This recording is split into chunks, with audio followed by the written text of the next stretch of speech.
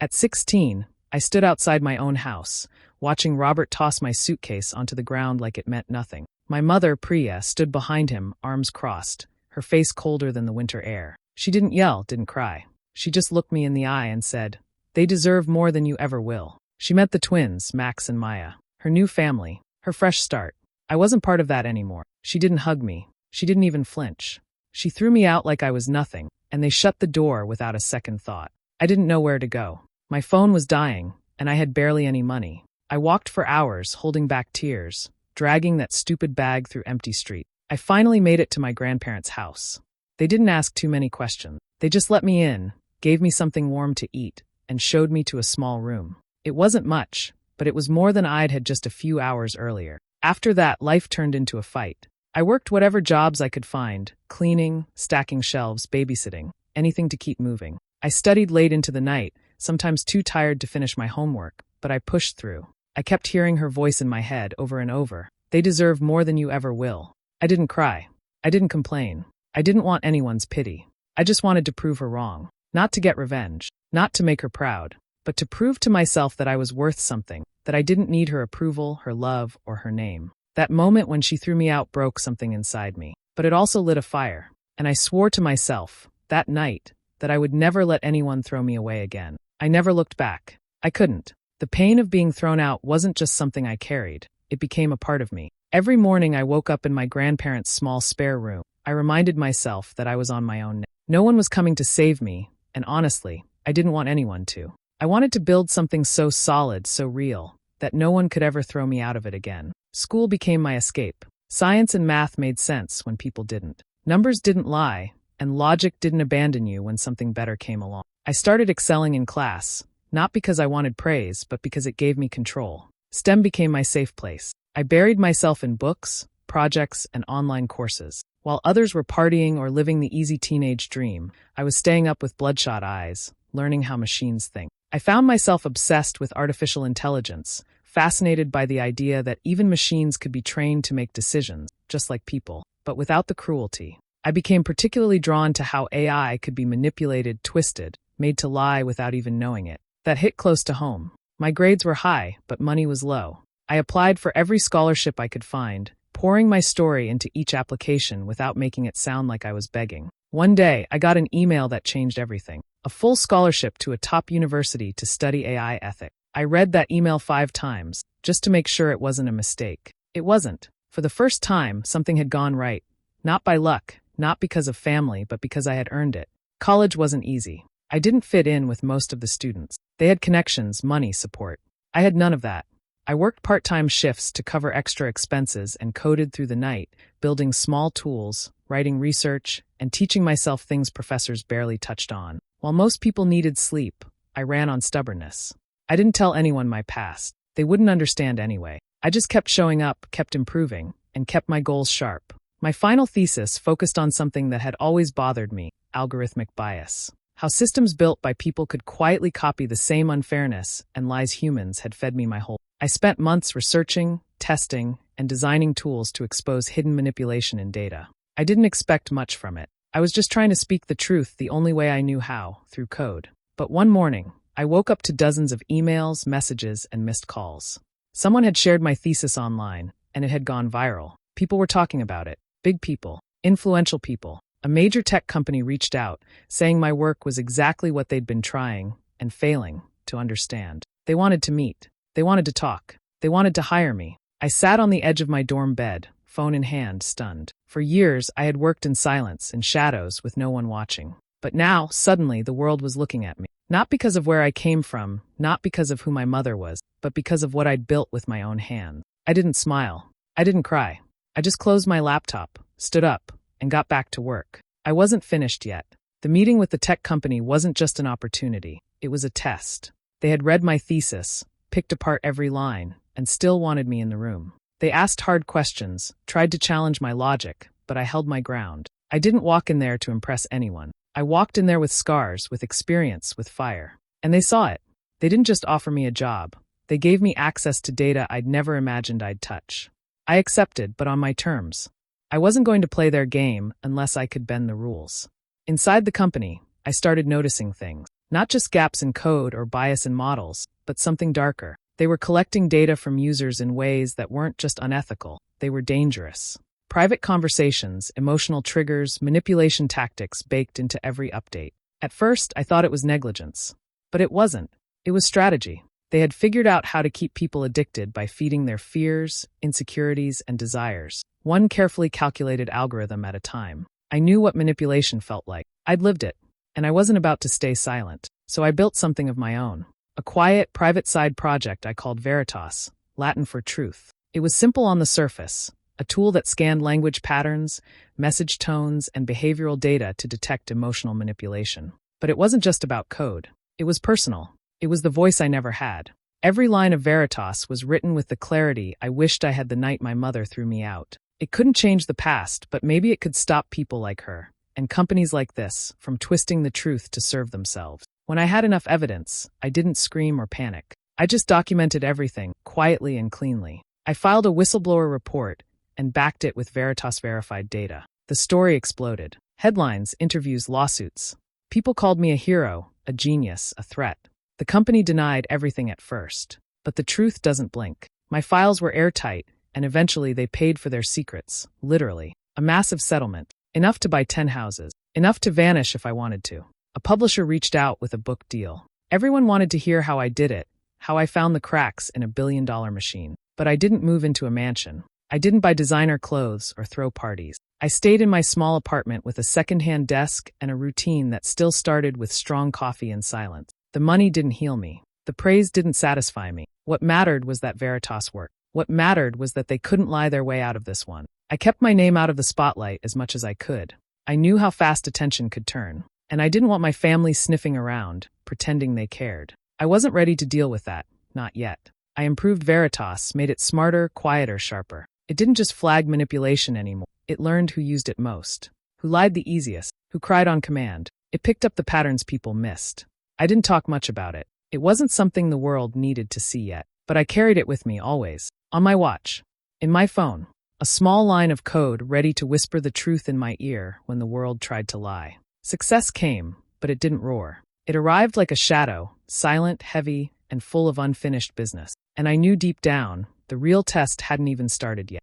It was a quiet Sunday afternoon. I had just finished updating Veritas, running silent tests, tweaking the thresholds for emotional red flags. The sun had dipped just enough to throw long shadows across my porch. I was sipping cold coffee, not expecting anyone when I heard the knock. Not the polite kind, the impatient, demanding kind. I knew before I opened the door that it wouldn't be good. Still, I unlocked it. And there they were. Her, standing stiff in a cheap pastel dress that tried too hard to look expensive, and him, arms crossed, jaw tight, like he was preparing for a fight. I didn't say anything, just leaned on the doorframe and waited. Priya spoke first. Her voice was soft, too soft. "It's been a long time," she said, pretending like we were just estranged friends catching up. Her eyes scanned the porch, the door, the watch on my wrist, anything that could confirm what she came to find out. I didn't answer. She gave a rehearsed smile. "Your aunt mentioned something. About your success. We're proud of you." There it was.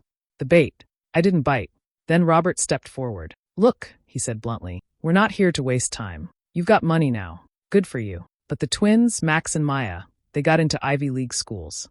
Both of them. And you're going to help." I didn't blink. Just raised an eyebrow. "Tuition's steep," Priya added, shifting her tone like we were discussing groceries. "But they deserve the best, don't they?" I almost laughed. Not because it was funny, but because the nerve it took to stand there and say that, after everything, was almost impressive. When I didn't respond, Robert leaned closer. "You owe us," he growled. "We fed you, gave you a roof. This is the least you can do." And there it was, the line I expected, the one they'd probably rehearsed all the way here. "You owe us." Like they ever did anything for me out of love. Like I hadn't fed myself since 16. Like I hadn't built everything they now wanted to steal. Priya tried again, her voice shaking just enough to seem sincere. "Robert left us for a while. Things were hard. I'm not asking for millions, just enough for the twins. They're your blood, Aisha." I watched her carefully. I'd learned that silence unsettles liars more than shouting ever could. Then my watch buzzed. Veritas had picked up a signal, pinged her voice, cross-referenced her tone, and alerted me. I tapped discreetly and pulled up her latest social media post. It was from earlier that morning. Her and Robert on a cruise ship deck, drinks in hand, smiling like the world had bowed to them. Expensive clothes, designer luggage in the corner of the shot. So much for struggling. Without a word, I turned to the smart projector beside the door and cast the image right there, big and bright. The caption read, "Finally living the life we deserve." The silence that followed was delicious. Priya's face crumpled fast, her sobs instant and loud. "It's not what it looks like," she stammered. "That was old. Just a short trip." I didn't flinch. "Still destitute, mother?" Robert cursed under his breath, stepping forward like he could intimidate me into folding. "This is your last chance," he hissed. "We'll go to the media. We'll ruin your clean little story." I didn't bother replying. The door closed slowly, soundless. I locked it, then stood in the hallway for a long moment, letting the weight settle. Not fear, just clarity. They came to rob me, with guilt as the weapon. But I had something stronger. Truth doesn't tremble when liars scream. Priya dropped to her knees like it was some dramatic scene in a movie. Her hand clutched her chest, her voice cracked as she said, "I have nothing, Aisha. He left me. I've been surviving on scraps. I didn't know where else to go. I just stood there." The sobs were loud, overacted, trembling with a kind of desperation that didn't reach her eyes. Her makeup was flawless. Her nails were freshly done, and there was a gold bracelet peeking from under her sleeve. But she kept crying like the world had collapsed on her back, and she was looking to me to pull her out of it. "You think it was easy for me to come here?" she wailed. "You think I wanted to beg my own daughter?"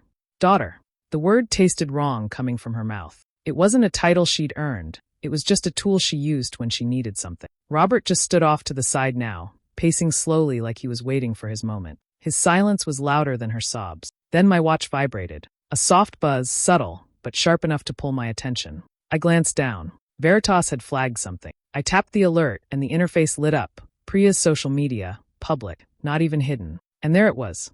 A post from that very morning. Her and Robert, smiling on a deck, the blue ocean stretching out behind them. Champagne glasses raised. She wore a white hat and expensive sunglasses. The caption was short but sharp, "Living our best life." Finally, my jaw didn't clench. My heart didn't race. I just felt done. I turned slowly, walked to the smart panel by the door, and pulled up the screen. A quick swipe, and the projection filled the wall behind me. Her smiling face, the sunlight catching her necklace, the shimmer of wealth all over the picture. A perfect moment of luxury. A perfect lie. I didn't have to say anything, but I did. "Still destitute, mother?" Her sobs stopped like a switch had been flipped. Her mouth opened slightly, but no sound came out. She looked at the photo, then at me, then at Robert, waiting for him to say something, do something, save the mess she'd just made. Robert's expression shifted from surprise to rage in seconds. "You think you're smart? You think that screen proves anything?" "It proves enough," I said flatly. He stepped forward. "We gave you everything we could." "You gave me the street," I replied. His hand twitched. For a second, I thought he might do something stupid, but he didn't. He just glared at me like I'd stolen something that had always belonged to him. Priya stood now, wiping her face like the whole performance had been a mistake. The fake tears were gone. What remained was anger. Cold, ugly anger. "You always thought you were better than us," she spat.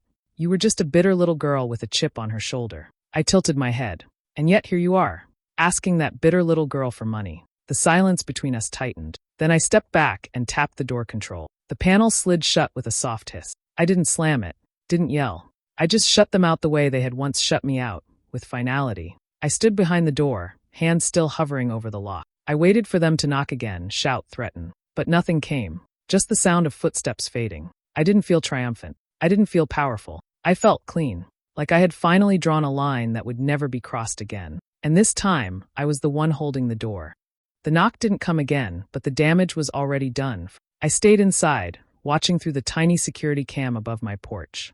I saw Priya pacing in circles, her arms flying in frustration as she screamed at Robert. She wasn't crying now, she was livid. Her voice climbed to a pitch I hadn't heard since I was 16. The same voice that once told me I was a burden, a waste of space. But this time, I wasn't on the receiving end. "Not anymore. You're a monster," she shrieked, her voice sharp and cracking. "You think you can embarrass me like this?" She turned back toward my door, like she might break it down. And then Robert, always so good at standing in the background, snapped. He stormed forward, teeth clenched, fists balled, ready to do what he couldn't do with words. But the door stayed shut. What he didn't know, what neither of them had realized in their fit of rage, was that our little scene hadn't been so private. The neighbors across the street, quiet old Mrs. Patel with her grandkids, had come outside with their phone. The teenage boy next door had his phone aimed steadily at the porch, recording every second. A couple walking their dog had paused, stunned by the screaming. The quiet street was now filled with whispers and camera flashes, and all of it was captured. Robert's outburst, Priya's venom, her lie unraveling in real time. It was too much for people to ignore. The moment he lunged, someone shouted, "Back off, man," and the woman with the golden retriever pulled out her phone too. Robert stopped short when he noticed. His face dropped. He looked around, realizing too late that eyes were everywhere. For a man obsessed with controlling the story, he had just lost the script. Priya turned and saw it too. The phones, the faces, the judgment already forming behind their stares. They backed off. Fast. But the internet doesn't back off. Not once the videos hit the feeds. Within hours, it was everywhere. Entitled parents try to blackmail daughter, fail miserably. Daughter confronts manipulative mother with receipts. Meet Veritas, the AI that exposed a sociopath. People loved the drama, but what they clung to more was the truth, served cold, clean, and public. Comments poured in. Thousands of them. Some were angry. Some were amazed. Most were just relieved that someone somewhere had stood up to people like them. The internet named her a sociopathic grifter. And it stuck. The smile from that cruise photo now followed her like a shadow, every like and retweet spreading her fall just a little farther. I didn't reply to anyone. I didn't comment. I didn't post. I let Veritas handle that. It filtered the noise, flagged the threats, cleaned up the chaos. I just watched. And then I acted. The restraining order was easy. The judge had seen the video before I walked into the courtroom. His clerk whispered something about, "Good luck trying to come back from it." Within minutes, it was signed, stamped, and sealed. They couldn't come near me. Not again. Not legally. Not physically. Robert disappeared from the online mess fast. His accounts wiped clean, his phone switched off. Cowards like him don't survive in the open. But Priya, she tried. She posted apologies, claimed she was misunderstood, blamed stress, menopause, grief. But no one believed her. You can't fake humility when the whole world has seen the truth. And I didn't celebrate.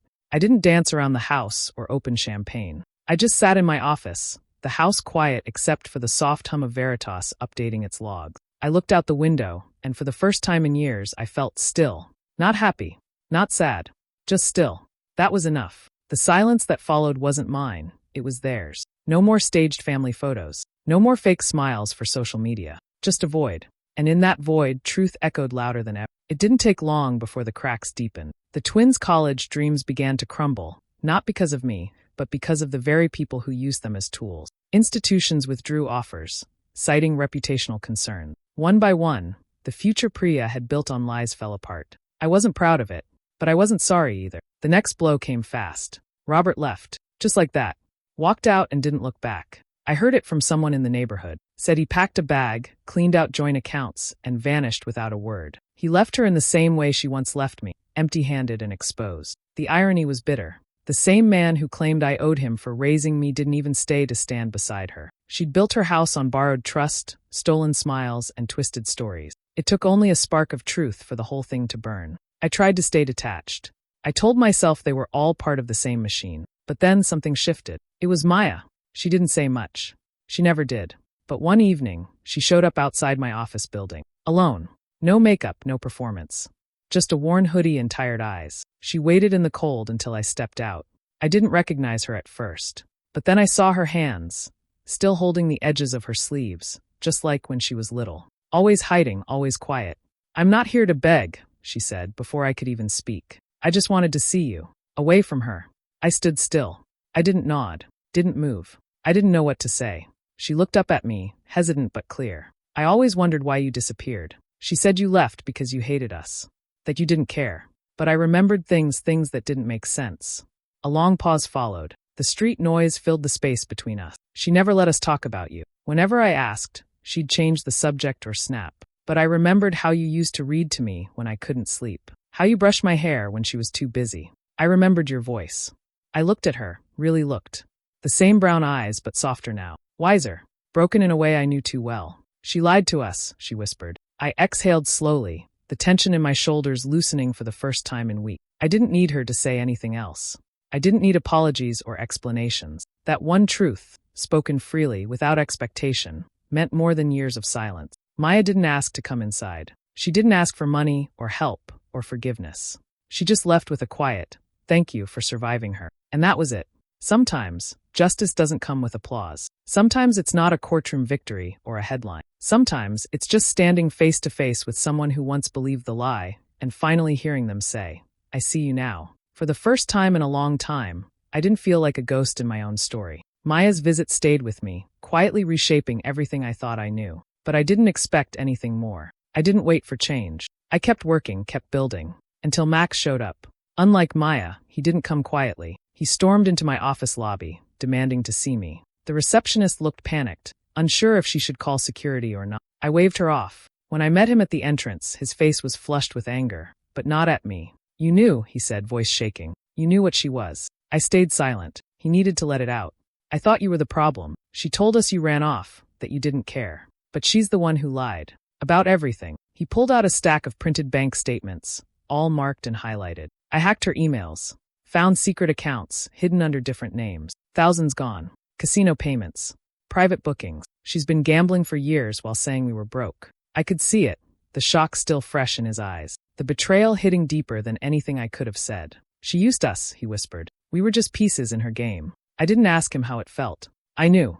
I'd felt it at 16. Later, Maya came by again, this time carrying an old backpack. Inside were diaries, her own and a few she'd found hidden in the attic. Pages filled with memories, notes from childhood, scribbled warnings she'd written to herself, quotes from Priya, pieces of a puzzle that had taken years to see clearly. "She made us afraid of you," Maya said softly. "She said you were dangerous, jealous, even unstable. But it was her voice I heard in every corner of my mind, not yours. Her anger, her control. They read those pages together, and I saw them both. Two kids who'd grown up inside the same storm I once escaped. It wasn't about choosing sides anymore. It was about finally stepping outside the story they'd been forced to live in. They didn't ask me to fix anything. They weren't there for comfort. They were there because the truth had left them no other option. "We're done with her," Max said one evening as we sat in my quiet living room. "We're going to therapy. We've got a long way to go, but we're not pretending anymore." I didn't say much. Just nodded. Sometimes healing doesn't look like tears. It looks like quiet decisions, like two people choosing honesty over habit. They weren't coming to me as lost children. They were coming as survivors, ready to rebuild from the rubble Priya left behind. And for the first time, it didn't feel like I was alone in that wreckage. They didn't owe me forgiveness, and I wasn't looking for it. What we had was something else, honesty, finally untangled from years of lies. And with that weight off my chest, I turned my focus back to the work that had carried me this far. Veritas wasn't just a tool anymore. It had become a movement. More people were using it to uncover hidden manipulation in their personal and professional lives. The stories were pouring in. Women exposing abusive partners, workers confronting exploitative bosses, even teens calling out gaslighting from teachers and guardians. Veritas had become a voice for the voiceless, and I knew exactly who needed it most. With the rest of my settlement, I started the Veritas Scholarship, specifically for kids who were abandoned, discarded, or made to feel like shadows in their own homes. No essays about dreams, no polished stories of perfection, just proof of survival. That was enough for me. We got hundreds of applications in the first month. Some were painful to read, scars written in digital ink. But those stories mattered, because I knew what it felt like to build a future from nothing but bruises and broken promises. Max helped with the application reviews. Maya coded a secure submission system that used Veritas to scan for emotional distress patterns and language manipulation in the applicant's history. It wasn't just about funding education, it was about handing someone a mirror that told them, "You weren't crazy, you were hurt." The more I leaned into this mission, the more attention it drew.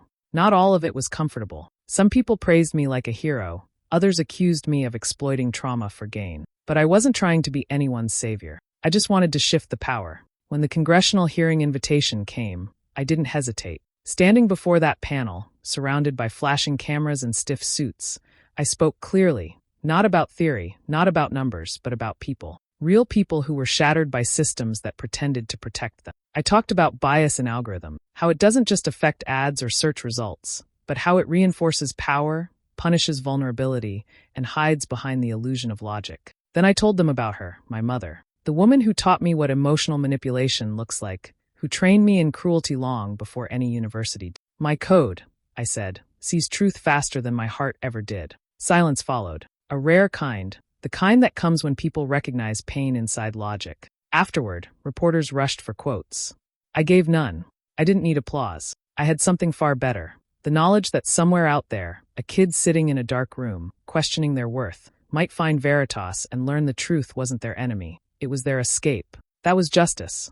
Not revenge. Not punishment. Just truth unfiltered. And for the first time in years, I felt free. Maya sat across from me, her brows furrowed, fingers tapping at her keyboard. She was building her first app, an emotional well-being tool for students too afraid to speak out loud. I watched her work, saw the quiet confidence she was growing into, and felt something unfamiliar: peace.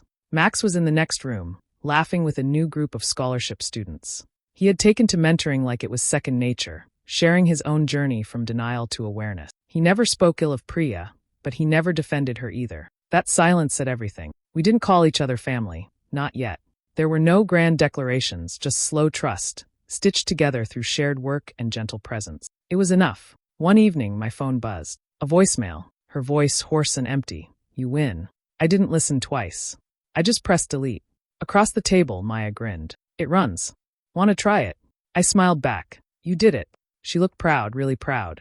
Not for me, for herself. In that moment, I realized something simple. Blood doesn't build family. Truth does. Choice does. And sometimes the strongest bonds are formed not from forgiveness, but from understanding. I leaned back in my chair, watching her app come to life on the screen. I built my family from truth and silicon. No algorithm could have predicted that. I built a new family from nothing but truth and code. But was I too harsh by cutting her off completely?